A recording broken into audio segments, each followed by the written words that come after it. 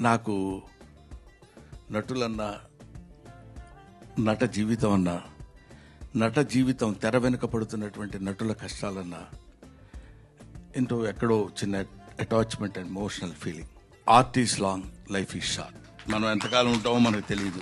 But చివరి వరకు మిగిలిపోయేది శ్రీకృష్ణదేవరాయలు బతుకున్నాడు అంటే అష్టదిగ్గజాల వల్ల, రాజరాజ నరేంద్రుడు బతుకున్నాడంటే నన్నయ్య వల్ల.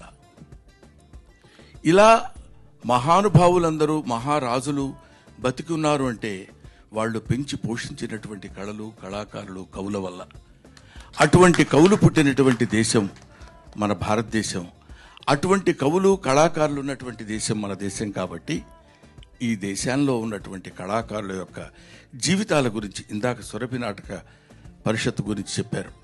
వాళ్ళు just they dedicated their life for the sake of